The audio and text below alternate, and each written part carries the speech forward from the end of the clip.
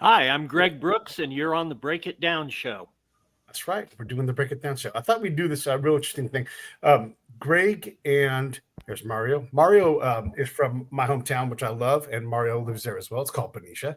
And Mario put up a really interesting thing. We live in a fantastic time where Mario, who is the city manager for Benicia, the town that you listed, the town that I used to live in and grew up in, he said, "Hey, town, we have all these problems that I'm trying to deal with as a manager, and this requires money and a management plan. And here's where we are. Here's kind of where I see us going, and here's way out into the future, and here is what I'm going to do about these things, and here is what I want you guys to understand about the money and how we're going to manage it." So I thought, man, this is a great thing that we need to try to understand in the small government world, because two mistakes, two unforeseen things, a bunch of people that disagree, and all of a sudden, like, plans become chaos. And so I thought it'd be great to have Mario on to talk specifically about managing these things, because very little of this has anything to do with politics. It's all about, like, hey, this is a program that I'm going to run. And then I thought, hey, who better to have this conversation with my buddy Greg, who sort of does this thing for a living and actually sits on a government committee of his own. And so I thought I would have Greg talk first a little bit about what he does and where he sits in his government nest, and then we'll go back over to Mario, and then we'll continue the conversation. Thanks, fellas, for coming on the show. Absolutely happy to be here. I wear three hats. I'm the president of Better Cities Project, which is a 501c3 focused on local government policy. We distribute good ideas and hopefully push some good results across the finish line to about 30,000 local elected officials across the country. I also am a newly minted member of my own community's planning commission in Carson City, Nevada, and a decision I'm told I will come to regret. And for about 30 years, I have sung for my supper as a consultant, helping local government officials and staff figure out the most effective ways to communicate tough problems to their constituencies and get meaningful input towards solving them. So I'm not sure which of those hats is going to come into play most today, but I'm happy to have the chat. I can thank you for the lanes where we paid money here, like especially we use 91 all the time going east west, and by having a fast pass, you're one of I for better or worse, I opened that project, so you can send and you go back a few years before, and I participated in the think tank research to get the law passed in California. Yeah, well, it is. If you are inclined to use it, and if you're in a small business, man, oh man, it is awesome. It is awesome. Thanks for doing that, Mario.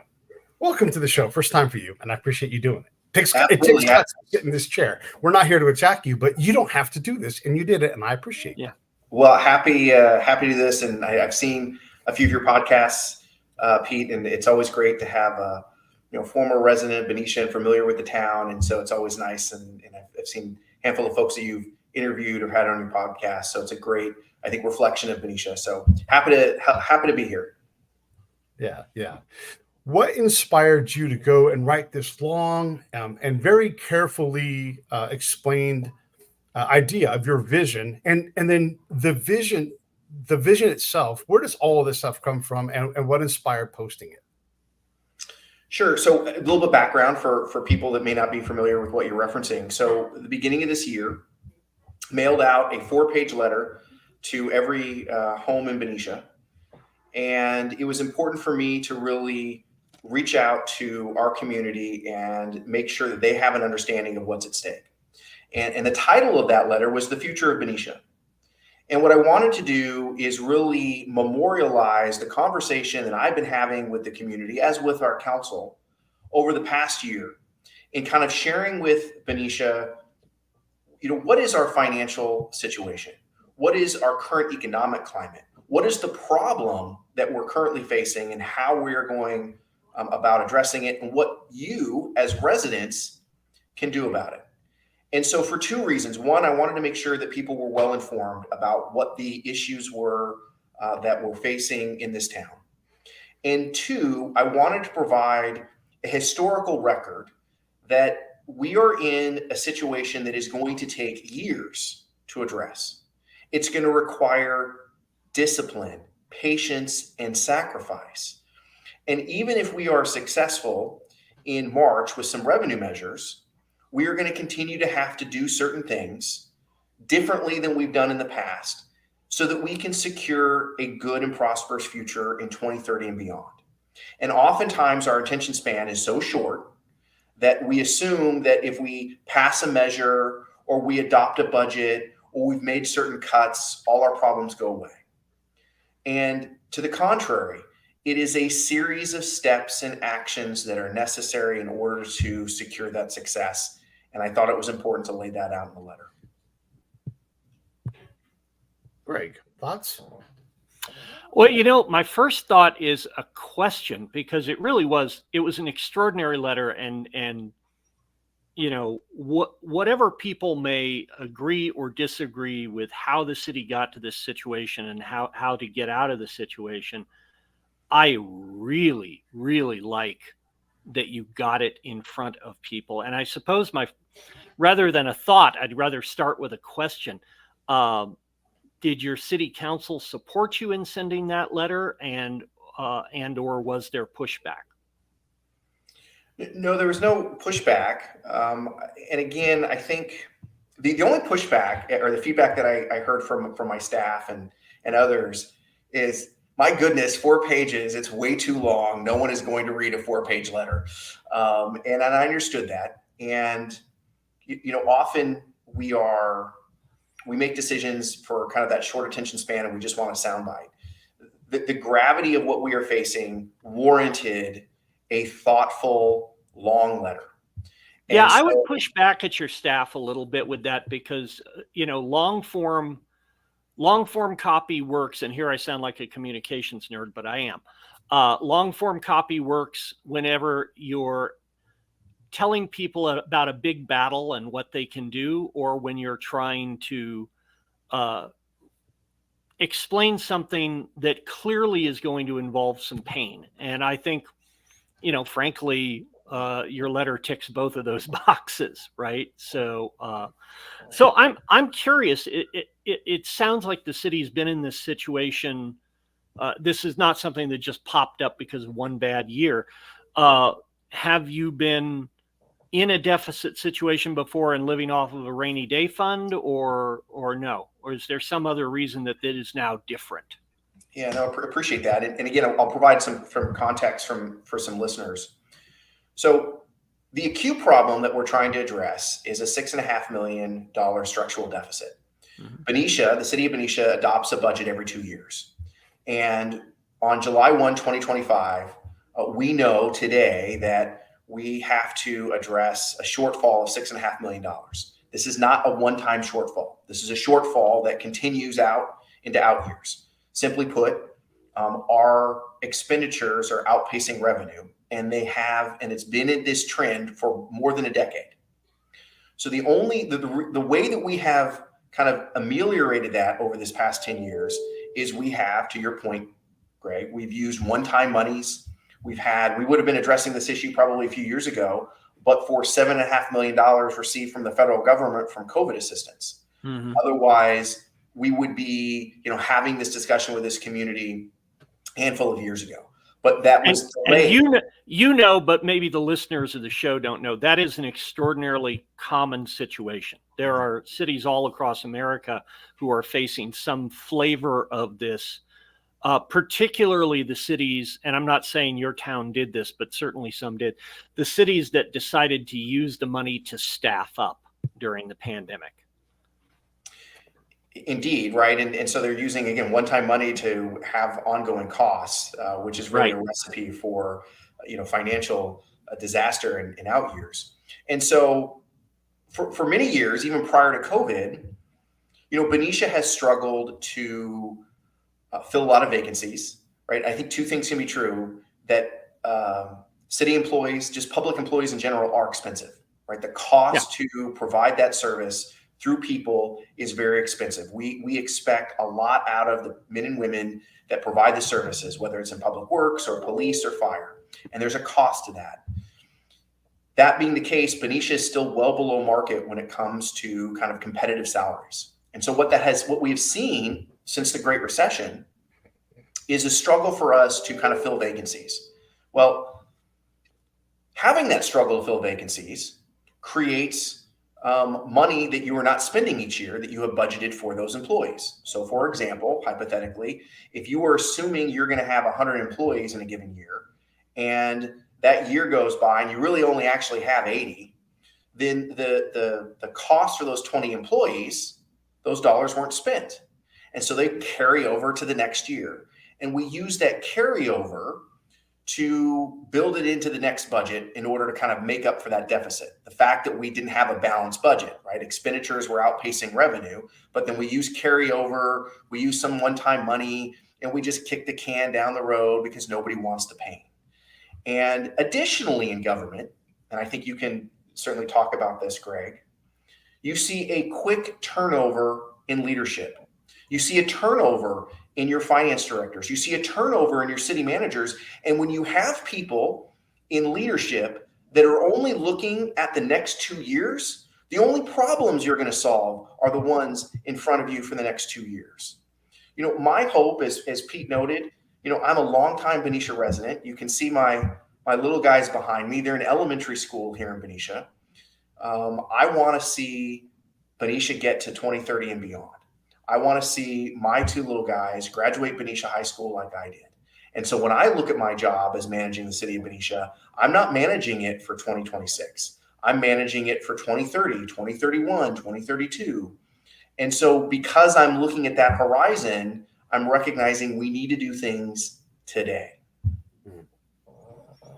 Well, I'd clap, but it would just break our momentum. Because Well, let me ask you a question, because when I talk to folks, I'm in Benicia all the time, and I know a lot of folks. And when a measure comes up, boy, you know, we start arguing, we start getting mad. And a lot of the old time folks, and you know this as well as I do, and Greg, I know you know about this as well. You know, there's many multi-generational families there. You know, it is one of the oldest towns in California. And you will hear, I remember when Measure Fill in the Blank passed, and that money was going to go to Project X or Thing X. And that money never went there. It went somewhere else. And folks do not forget that. So you already have a natural inclination to not want to change things. Benicia is lovely.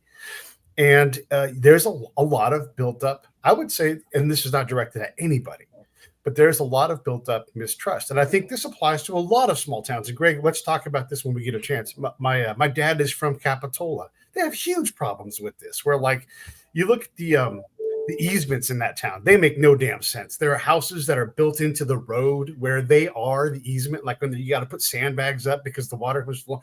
None of it makes any sense. And you cannot make anybody change anything in that town reliably, right? It's just not possible.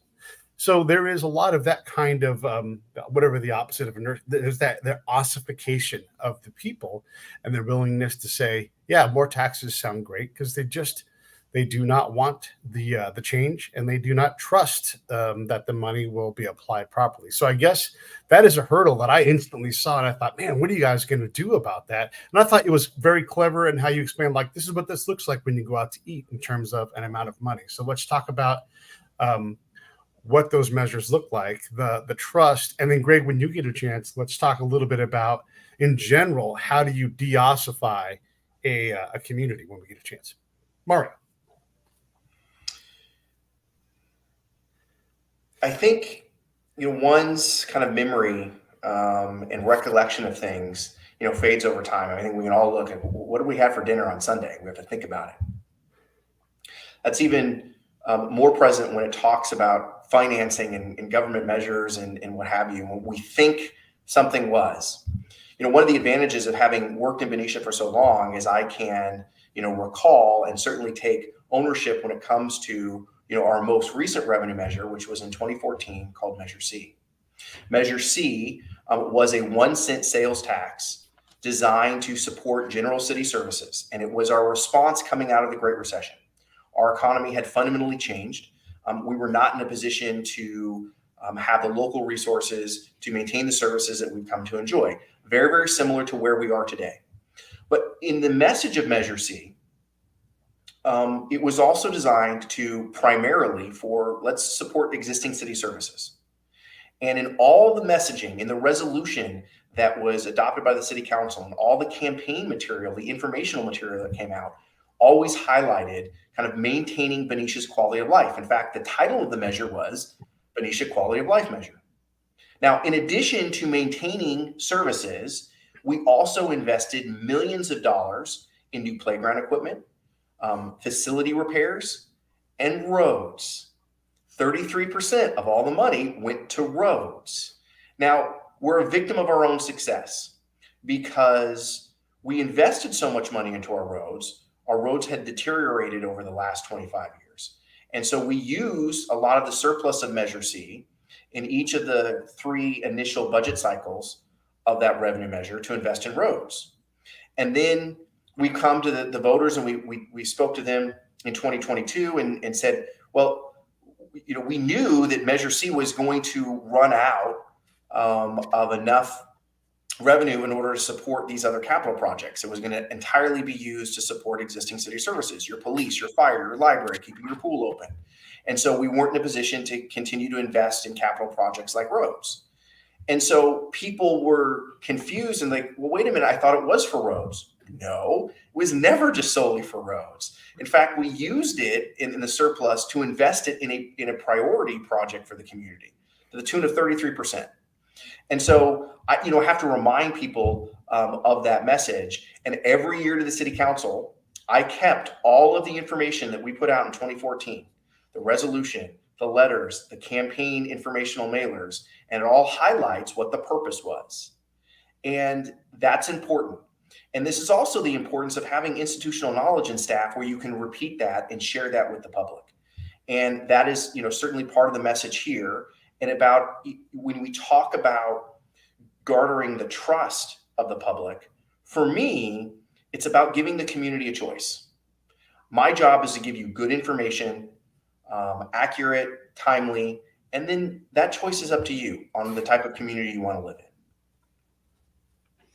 So I'm curious, Mario, was Greg, let me say one thing real quick before we go on. We had an episode that we did with the mayor, and the Wi-Fi was bad, and so we weren't able to put it out. But one of the things he taught me, and I didn't know this, and I lived in Benicia from the 70s, that all of that wonderful green space that we have kept, in a lot of cases, is really not even developable. It cost the city money. So it was this wonderful gift from the developers. Surprise!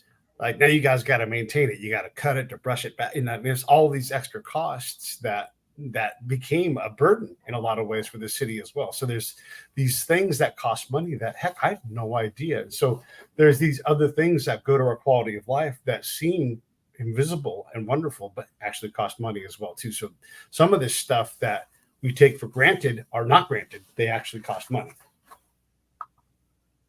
Indeed. Yeah. Mario, Okay, on the roads work that you did, was it primarily operations and maintenance or new facilities? So we rotated each summer. We would have on even years, we would do a lot of kind of microsurfacing. And so for the benefit of the community, this is where you're just putting a thin layer on what are good roads that are in good conditions, and you're maintaining them. Oftentimes, you're just going to see it has that nice black layer. You're going to have it restriped. And so you're taking good roads and you're just maintaining them. Then in odd years, you would do major reconstruction projects where you're taking it down to the base. And you're talking millions of dollars for not a lot of mileage, right? You can do a lot of work on microsurfacing. And here's the rub. Someone's going to raise their hand and go, wait a minute. That road isn't in bad repair. Why are you putting money there? My road is gravel. Why aren't you putting any money in that road? Well, simple, it's a math equation.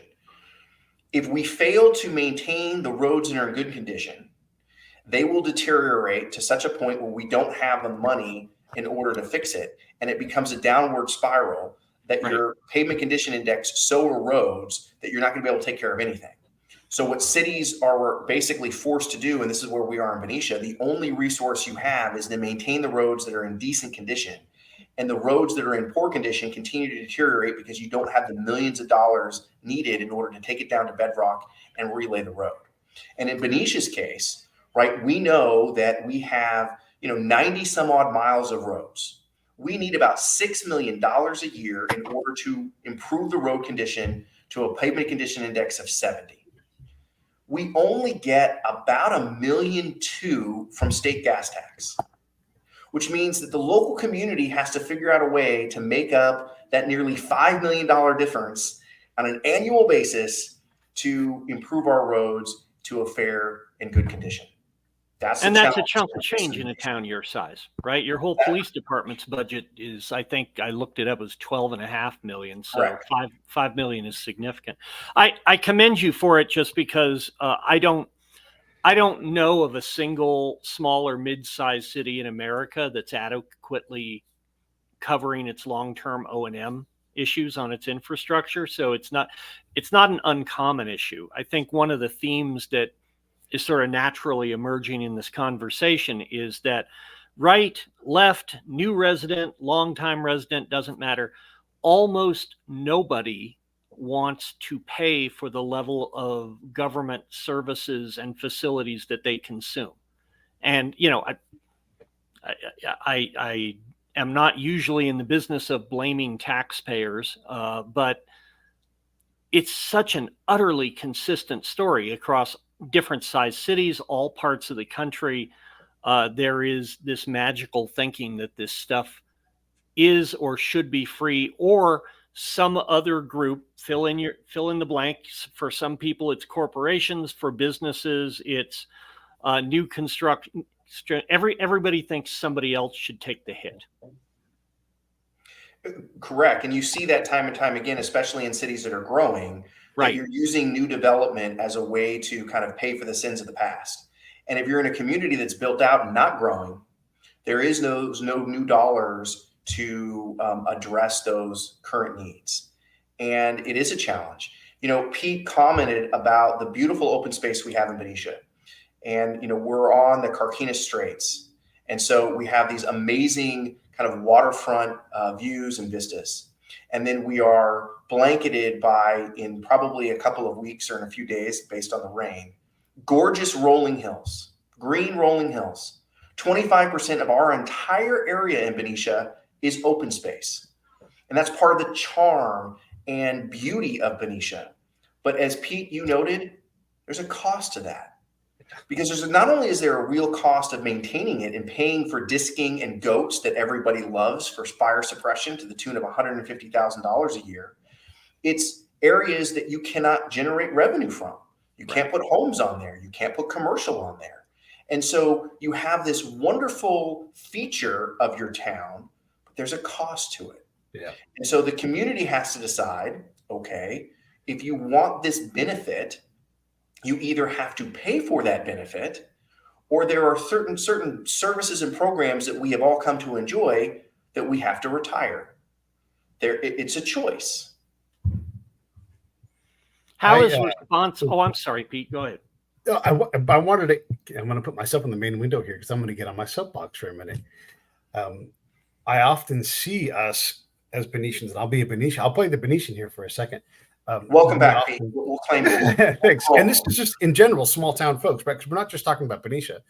We often talk about the they ought to. And if we, as the they, were the they, and we said, they should do this, whatever it's for our kids, whatever that thing is.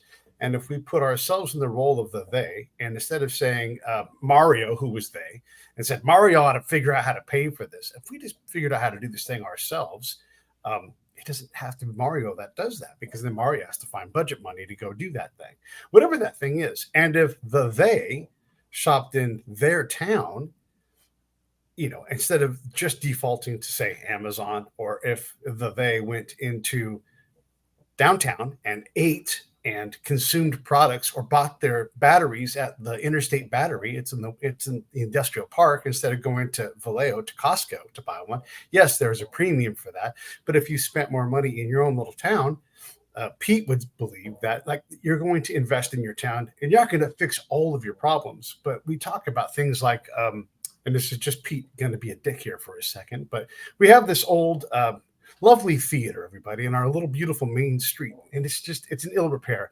And folks like, lament, I wish the theater was open. we wouldn't go there. We would complain that the wrong thing was in there. We would never go support the acts that were there. It never thrived in the past when it was there. People went and had nostalgia, but you have to actually go. You have to go and you have to use the businesses that are there. When the businesses are open, you have to go and you have to spend your money there. All right, so I'm going to get off my soapbox, but these are some of the things that we can all do is figure out how do we solve these problems as a little mini community. One of the programs we worked on in the pedestrian community is the walking school bus. How does the mom or the dad go, hey, these 8 kids, we're going to all take turns getting them to school safely instead of relying on some kind of community solution. So these are things that we can be the they. Sorry, I didn't get out of the way of that. But Greg, continue. Well, that was so interesting. I almost lost my train of thought. I'm struck by the range of things you're doing.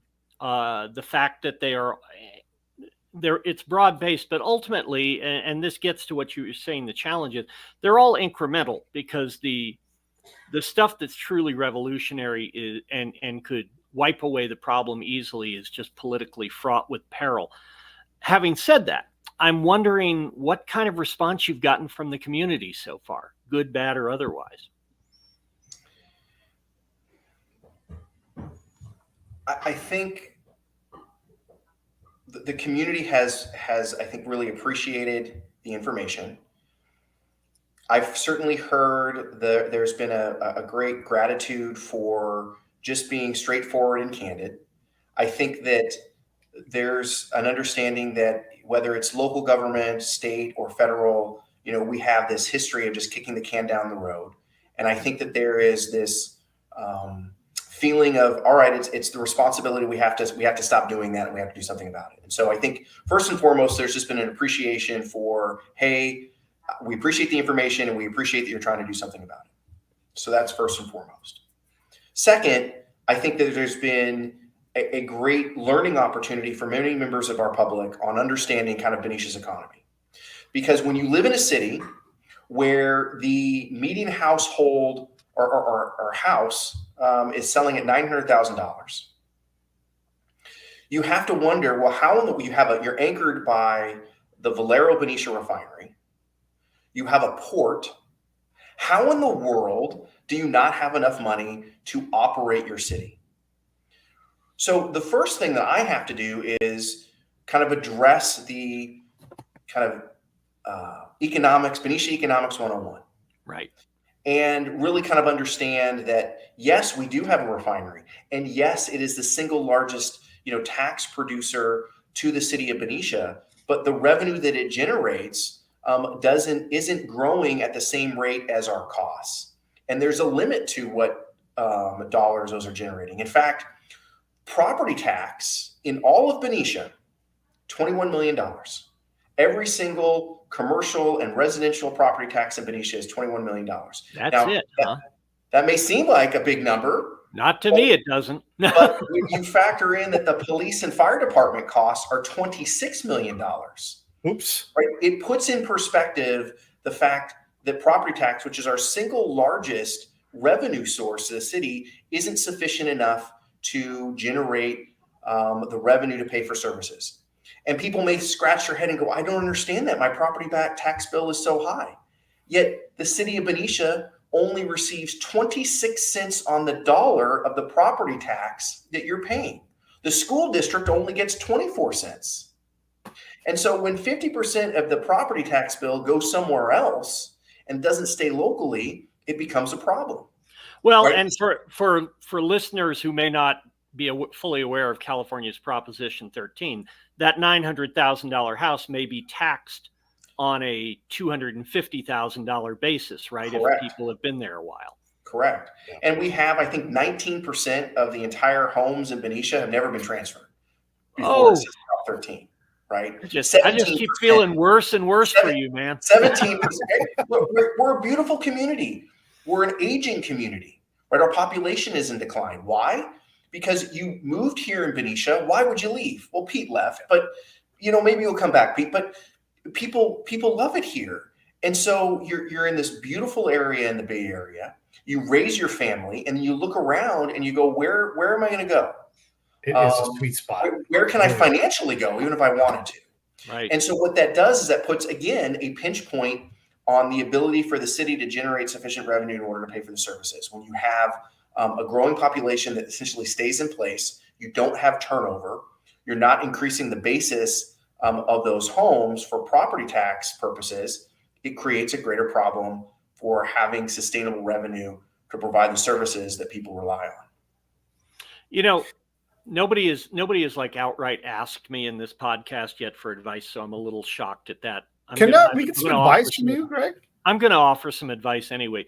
So do not let the crisis be the end of this level of communication. There's some great research, and it's about 25 years old now, that showed that for local governments and things like water utilities, if you compare two providers at identical levels of service, the one doing a better job communicating with the public is perceived to be delivering a much higher level of service. So that's a good track to be on.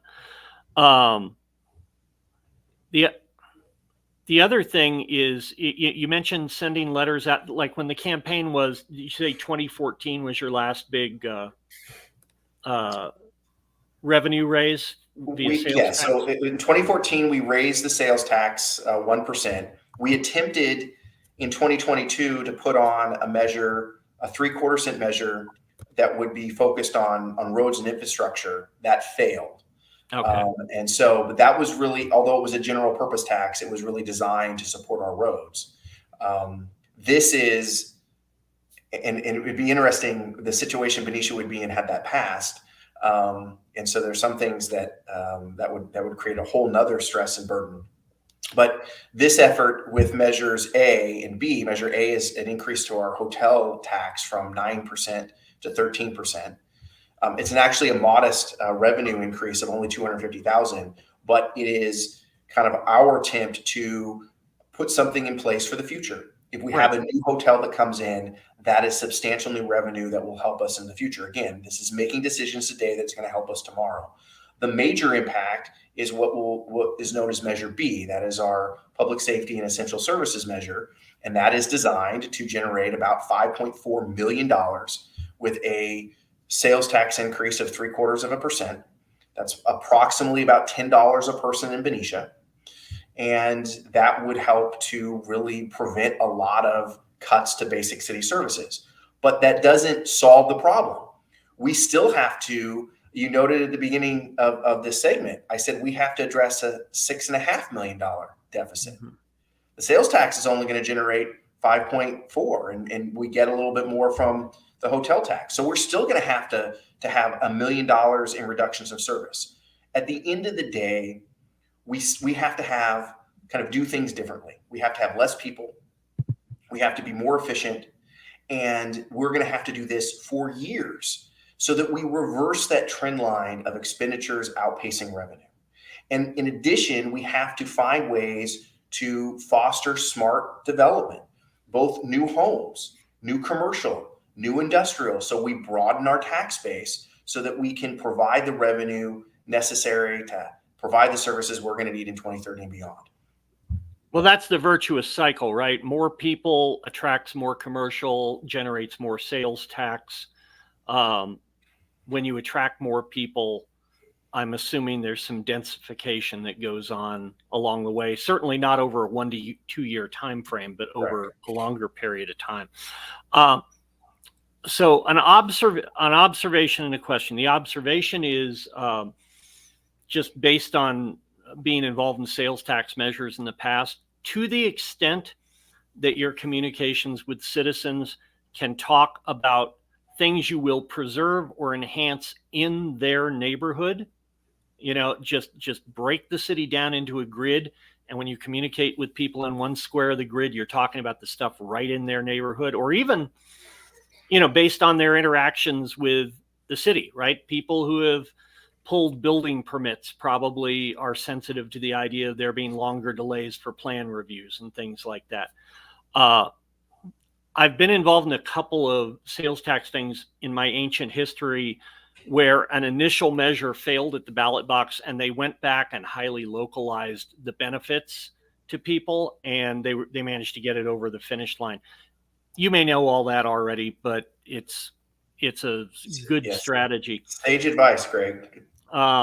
The question I have is, and I think I noted this earlier, that a lot of the stuff was exactly the kind of things I would expect you to do and seem smart, but they are all fundamentally incremental. Is there a list of more revolutionary things that you either think the city should be doing or, think they may have to do down the road? And let me put an example in front of you. I have rounded numbers because I don't have my notes in front of me, but your community spends about $460 per person per year on policing. Cities of similar size in California that elect to contract their policing out to neighboring cities or to counties spend in the neighborhood of like $130 per person per year. That is literally the multi-million-dollar shift that gets you out of the red, but it's extraordinarily politically painful to do something like that. I'm just wondering if things of that nature were considered. Well, as part of our strategic planning and resiliency planning, we are kind of looking at a variety of options. And it's certainly part of that is looking at how we provide public safety service, including police.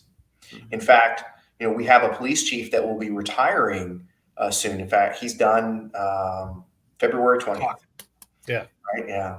And Mike Green will be leaving, and I'll be appointing an acting chief to fill in for him until we have a new chief come in. But we're not even going to talk about recruitment or post that until after the election. Yeah. Because it really determines, this community is going to have a choice in the community in which they live. And that influences the type of chief that would come in and operate a department. And looking around at, what are other resources to provide police services? Now, the challenge we have in Benicia is that when we're geographically isolated, we're somewhat on an island. Yeah. And so we have our closest neighbor, Vallejo. They have their own challenges when it comes to policing. There are times that Vallejo is more than 3 times our size, and they have as many officers on the street as we do. So there's probably not a good regional partner with them. When you look at the sheriff's department, in many positions, they actually pay more to their deputies than we do to our police officers. So the aspect of looking at regionalization, it may not be saving any money because the cost of that law enforcement is more expensive. But to your point, Greg, absolutely. This is where the community is going to have a choice in the type of city that they live in. If they care about having kind of their own library services, we're the only community in all of Solano County that has our own library. All of them are run by the county. We have our own police department and our own fire department and our own parks and community services or community services department in parks. We're one of the few cities in all of California that has all of those services. And so this is going to be really a moment for Benicia to say, what is it that we want? And do we like the feature of having our own police chief, having our own law enforcement officers? This is just absolutely the discussion that we're inviting our community to weigh in on. We're having a variety of meetings in January. We have 2 virtual, 2 workshops. We have a survey that's going out. We're going to be continuing this into February. And that's exactly the type of questions that we're posing to our community. And what do you want to have in Benicia? If you don't want to pay for that benefit, okay, what are you prepared to retire? Yeah, that's crazy. I'm curious if there is, I told you we would talk about Valero. There's such a contention among some of the community residents in Valero. I know for one of the things is who makes most of the asphalt in Northern California? It's Valero. Is there not some kind of improved relationship program that could be taken on where you guys just simply say, hey, let's just get along better? This hurts people to hear this, but we need oil-based products. We make them here in Benicia. to include bitumen and asphalt and all these things. I mean, I look around in my room right now, there are 6,000 products that come from oil. Let's absolutely use all kinds of energy sources. Let's do all of that stuff. But let's also understand the value of having this community partner. Now, Benicia is lucky to have this. It's turned the fortune of the town around. But is there something that we can do there and even have like, I don't know, just something that allows Valero to be like, hey, we really are a proud community partner. They already do a lot, but could we get them to lean on this problem with us? Maybe cut the budget deficit in half for us every year for a while. And we, I don't know, just get off their backs a little bit. I'm not saying we allow them to misbehave or to pollute or do any of these kinds of things, but how do we improve that relationship and allow them to be a good partner? Well, a lot there. And I kind of go back to a comment you made earlier about looking, we always look for someone else we wave the magic wand and someone else will pay for it. Yeah. You kind of suggested that, and you're not alone, right? Others often look to our larger kind of corporate entities and say, well, why can't this entity pay for it? Well, we have, great businesses in Benicia that are incredibly generous and supportive to the community, but they're not in business to kind of backfill local government coffers. And it doesn't really change the structural problem that we have. It's one thing to go to them and say, hey, we want to make this beautiful addition. Can you support it? We have major improvements that were made to a downtown historic baseball field. Valero came in and made a substantial contribution to get us over the finish line. They have done that time and time again, as well as Amports on occasion, to support kind of community projects. They're instrumental in helping our nonprofit groups. So I think that if you were to ask that question, Valero and others would say they're already doing that. They're not necessarily just backfilling kind of the city deficit. And as I said, this isn't a one-time deficit, it's structural. Right. So that doesn't really solve the problem. As it goes to relations, I would say that we have good relations with our partners in Valero. I'm in Rotary with Paul Adler. I interact with Josh Tolino on a regular basis. Our mayor meets with Josh Tolino. Ever since he's been mayor, he meets with Josh on a regular basis. We have, I think, 5 members of the city council that have all said the value and expressed appreciation and importance that Valero has in this community. And so I think that there's an aspect of there is good relations there. There's different interests within the community, right? This is a democracy in that there is not purity of purpose. And where there is certainly a purpose in Valero, where their goal is to create a good product and make profits. The purpose of Benicia is multifaceted. And that is the case in every democratic system, where you elect people and they have different priorities of what that general government is supposed to do. And you have constituencies that, have priorities that may be different than their neighbors or Valero's. And it's our job is to provide them a forum and a place to share their ideas, and then allow kind of decision makers that have been elected in order to kind of make policy decisions that's best for the community. And I think we're doing that in Benicia. And I think that we've certainly made progress. And again, there are times when you have different interests at stake. At the end of the day, we're a corporation too, they're a corporation, and there are times that corporations are going to have different interests. And that's okay. That's just a natural part of the marketplace. Greg? So help me understand the process that got this to, because I apologize for not having my arms further around it. So there's been a lot of community discussion. There's ongoing community discussion. Is there, in fact, a vote? Or does this come back to the council for a vote? You're talking about for our revenue measures? For your revenure measures. Council vote or public vote? Yeah, so it's a public vote. The city council in November adopted resolutions and put on the ballot 2 measures, Measures A and Measures B. Mm-hmm. In California, our presidential primary is March 5th. And so these measures are on the March ballot. Okay. And so it will absolutely be an opportunity again for the community to exercise their voice, their vote in choosing the community in which they want to live. And obviously, having that investment goes a long way to kind of maintaining the services they want. If the community, on the other hand, says, no, it is already expensive to live in Benicia. You know, the household income in Benicia is about $110,000. So it's, while we have expensive homes, we have many people that it's expensive to live here. And they are literally kind of using all their discretionary income in order to continue to live in Benicia. So I do not want to be cavalier at all to say that any cost increase is easy to absorb by many of our residents. And so it may well be that our community says, you know, we're tapped out. We've reached a point where we just don't have the discretionary income to make that extra investment. That's okay.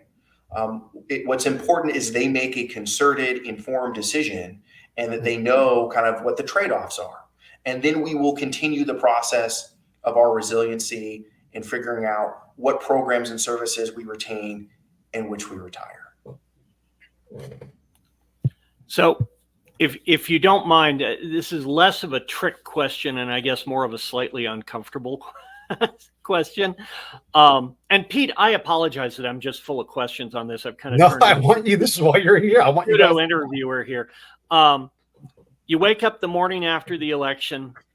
If it's passed, is there any program that gets the dust knocked off the binder and we can implement? And what would that be?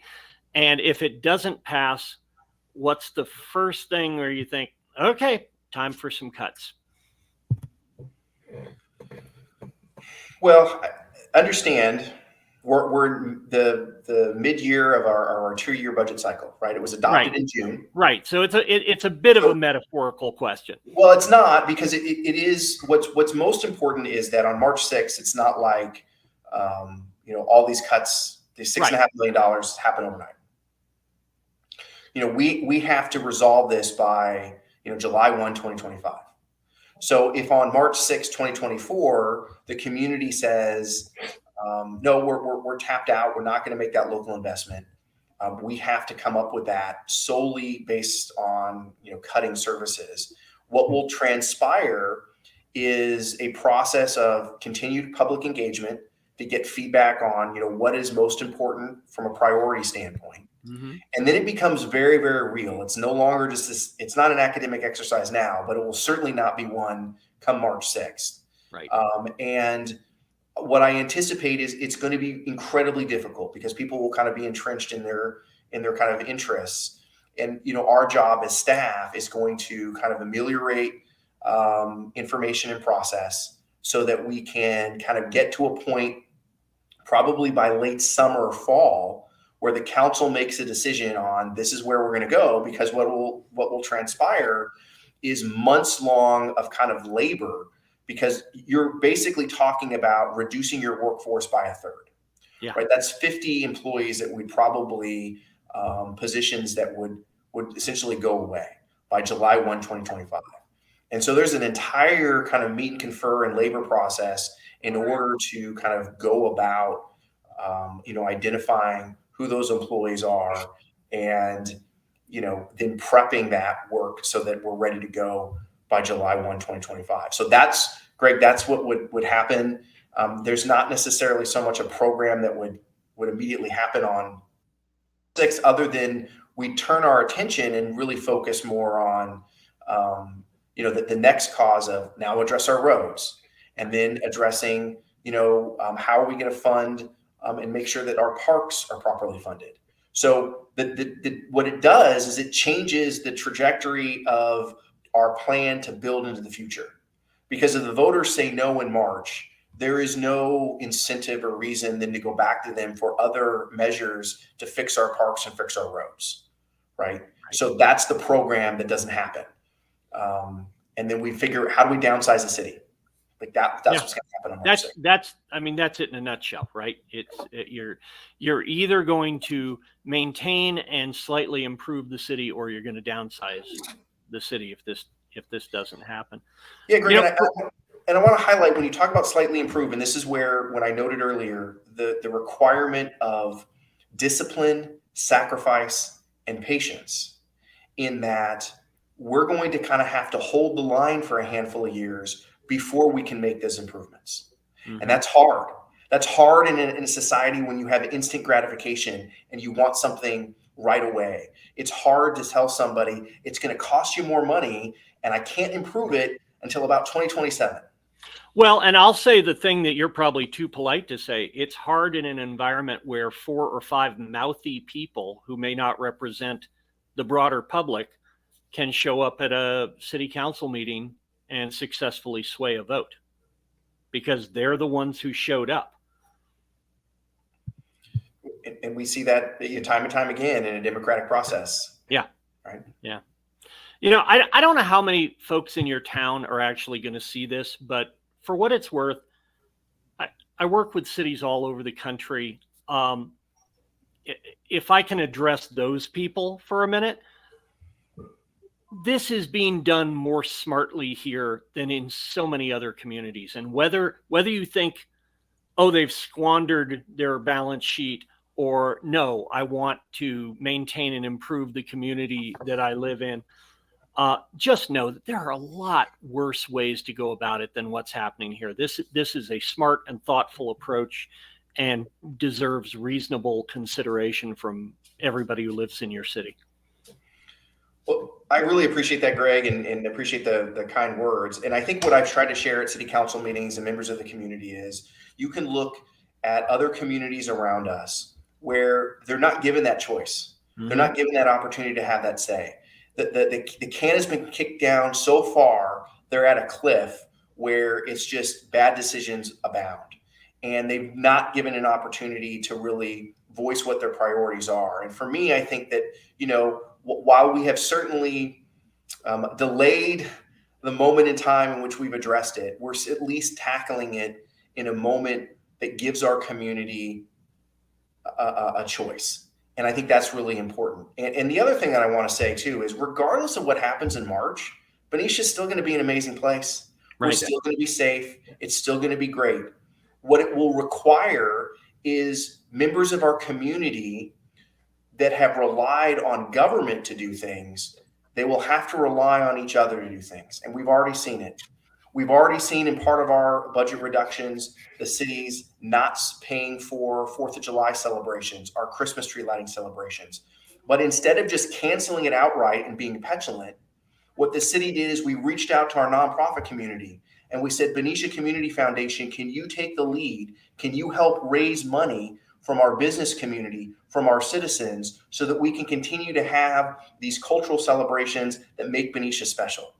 And so if we hold on to anything, even if an outcome on March 5th is such that the community doesn't invest in itself, I'm confident that there are people within this community that will not let us fail, and that they will take what the city has done and they will take it amongst themselves to create neighborhood watches and create other opportunities to provide the services that have been provided by city. The citizens of Benicia will take care of themselves.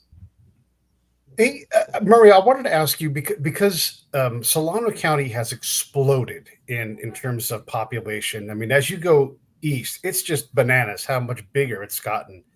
Is there something that Benicia could create to satisfy a need? I mean, and the bridges have gotten so expensive. There was a time where we talked about building a new amphitheater, maybe even having the Raiders play, out there. They were building the stadium at one point. That was like a thought. But is there something that we could build that would become a place where we could kind of scupper money into the town and have an amphitheater or something along those lines? That you could think like, man, as a city manager, if we could do something along these lines in the future, is there anything like that you could think of that would satisfy a county need? That we have the space, do we have the desire? Is there something that makes sense? Live Nation, they're not the greatest partner for business. That's what I can think of. But what do you think of when you dream of the future of Benicia? Well, I don't necessarily kind of dream of an amphitheater. or the Raiders or Oakland coming to play in Benicia. Although I would certainly love that if the A's could stay in the Bay Area. But I do dream and visualize atmosphere, activity, music, taking advantage of our wonderful weather in Benicia in multiple places. When you go down First Street today versus 20 years ago, you will see 100,000 decorative tree lights. You will see an amazing bakery called One House Bakery. As you go down to the water, you have 2 amazing restaurants with beautiful views of the Carquinez Bridge, highlighted by Neptune's Daughter, which is an amazing statue that is on the Carquinez Strait looking out on the water. You have a theater that you've mentioned that for the entire time I've been in Benicia has been not utilized or been in a place of disrepair. But what is this city council doing about it? What is this administration doing about it? We're actually working with the property owner to finally make repairs to that building. And while there are barricades around that building now and it looks rather blighted, what that shows to me is at least we're doing something about it. And I visualize a time in Benicia in not too distant future where you have a theater that's operating, that 200, 300 people exit that theater and they go into One House Bakery, they walk down the street. You have a real possibility of a 4-story hotel where you can go up to the rooftop bar, you can have a drink, you can look at the Carquinez Strait. You can't do that anywhere else in the Bay Area. You go across the street for dinner. You can go to Luca's Beer Garden that now has a tent that has live music year-round. These are things that people are looking for, and they want walkable communities. They want something to where they can go out and have an experience. And we have that in Benicia. You have the possibility of having new homes close to the waterfront on the Yuba. You have the potential of new commercial and new home construction on our northern gateway. These are all things that are not academic. These are things that we are working on today and that can be in practice and in play in 2030 and beyond. And so this is why I feel confident that we're not just trying to solve the problem for the next couple of years. We are setting ourselves up to be the place in Solano County from 2030 and beyond. And that's what I visualize, and that's what I see. I love it. I love it. And Greg, I want to give you a chance to kind of talk a little bit about what you're doing in general, professionally, but also in your hometown, because I know you're also trying to pull the dome off of your community and help them to see forward, just like Mario's doing. Well, we have very different circumstances here in Carson City, right? It's about 60,000 people. It's the seat of state government for Nevada. I have what I believe is a very practical mindset. And one of the reasons I wanted to join the Planning Commission is we have, like a lot of communities, buckets of people who want to tear it all down and focus on some sort of urbanist utopian vision, alongside people who remember that Bonanza was filmed here and don't want anything to change, right? But the immovable object or unstoppable force in our community is that it is the seat of state government in a state that is among the fastest growing states in the country. So we can focus on accommodating the inevitable growth in headcount in our largest employer, the state government, or we can wish it away into the cornfield, and those people will work they may work in Carson City, but they'll live in Reno or Minden or Gardnerville or Sparks and spend their sales taxes there. That was my, being on the Planning Commission just means you have your hand in a lot of things, but most of my work these days is around housing and housing abundance and supply side solutions, essentially helping states and cities figure out how to remove burdens that keep more housing from happening. And so I think that that's relevant to Carson City, and one of the reasons I wanted to get involved there. As I said, Better Cities Project, we work with city governments all over the country. because of the breadth of our footprint, we can't really parachute in with our matching jumpsuits and dark glasses and actually, carry an ordinance across the state line. But we try not to be too nerdy bow tie wearing in our think tank nature. We don't put anything out that doesn't have a model ordinance attached to it that's ready to run, for example. And we are very, very interested in not being the guys showing up with some flavor of, well, of course the government screwed that up because they're the government and government screws everything up. That to me is not a helpful way to look at things. We'd rather show up with an outstretched hand and say, okay, we wake up every morning and have our eyes on how cities across the country are dealing with these issues. Is there anything we can do to help? And that's been a fairly healthy relationship with a lot of communities. Love it. Love it. Anything in closing from either of you? Anybody want to say anything else? Otherwise, I'm going to wrap this up and get you guys off to dinner. I sound like a shill, but really, as somebody who does not live in your community and is immersed in this stuff, I'm really impressed with how you're handling it.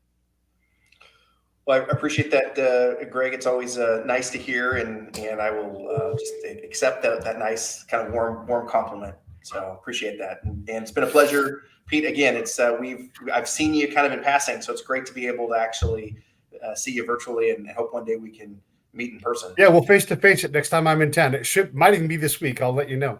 There we go. All right, I'm going to get us all to shut up and wrap this thing up. Stand by. I'll say goodbye to you guys. Let me run these credits. Hey, thanks for watching the show. I really appreciate it. Right here, you can subscribe. Please do that. It makes the show grow. Hit that notification bell so you know which incredible guest is coming up next. Down below is the PayPal link. You can put a small subscription in. That is an enormous help. All that money goes right back into the show. And then right up over here are the next episodes you should listen to, curated by yours truly. Thank you.